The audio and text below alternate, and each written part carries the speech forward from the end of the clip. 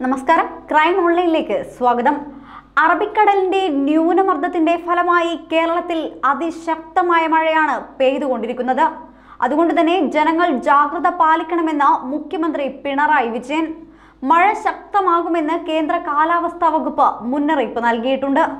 തെക്കൻ മധ്യ ജില്ലകളിൽ ഇതിനോടകം അതിശക്തമായ മഴയാണ് പെയ്തുകൊണ്ടിരിക്കുന്നത്. വൈകുന്നേരത്തോടെ വടക്കൻ ജില്ലകളിലും മഴ കനക്കുമെന്നാണ് മുന്നറിയിപ്പ് വന്നിരിക്കുന്നത്. ഇതോടെ കേരളത്തിൽ വീണ്ടും ഒരു പ്രളയം ഉണ്ടാകാനുള്ള സാധ്യതയാണ് മുന്നിൽ തെളിഞ്ഞു കാണുന്നത്. ഇടിയോടുകൂടിയ അതിശക്തമായ മഴയാണ് ഇപ്പോൾ പല ജില്ലകളിലും പെയ്തുകൊണ്ടിരിക്കുന്നത്. തിരുവനന്തപുരം മുതൽ കോഴിക്കോട് വരെയുള്ള ജില്ലകളിൽ ഇന്ന് ഓറഞ്ച് അലേർട്ടാണ് പ്രഖ്യാപിച്ചിരിക്കുന്നത്. അതിനാൽ അടുത്ത 24 മണിക്കൂർ അതീവ ജാഗ്രത പുലർത്തണമെന്നാണ് മുഖ്യമന്ത്രി പറയുന്നത്. നദികളിൽ ജലനിരപ്പ് ഉയരാനും ചില അണക്കെട്ടുകളിൽ നിന്ന് വെള്ളം പുറത്തേക്കൊഴുകാനും സാധ്യതയുണ്ട്. നദീതീരങ്ങളിലും അണക്കെട്ടുകളുടെ താഴെയും താമസിക്കുന്നവർ ജാഗ്രത പാലിക്കുകയും അധികൃതരുടെ നിർദ്ദേശങ്ങൾ അനുസരിക്കുകയും ചെയ്യണം. അതേസമയം അതിശക്തമായ മഴയെ തുടർന്ന് പല അണക്കെട്ടുകളുടെയും ഷട്ടറുകൾ ഇതിനോടകം ഉയർത്തിക്കഴിഞ്ഞു.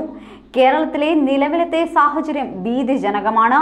ഭീതിപൂർവമായ അന്തരീക്ഷത്തെ തുടർന്ന് അലേർട്ടുകൾ അധികൃതർ മാറ്റിക്കൊണ്ടിരിക്കുകയാണ്. ആദ്യം യെല്ലോ അലേർട്ടായിരുന്നു പ്രഖ്യാപിച്ചിരുന്നത്. പിന്നീട് അത് ഓറഞ്ച് അലേർട്ടിലേക്ക് മാറ്റി.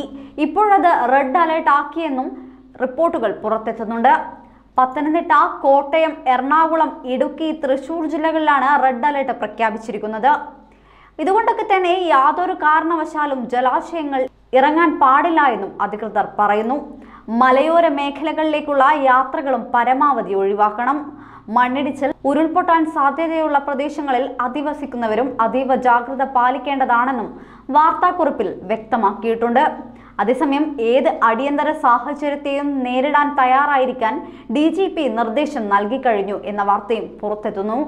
ഈ റിപ്പോർട്ടുകളെല്ലാം കൂട്ടി വായിക്കുമ്പോൾ കേരളം അടുത്ത പ്രളയത്തിലേക്ക് നീങ്ങുകയാണ് എന്ന് തന്നെയാണ് പുറത്തെത്തുന്ന സൂചന.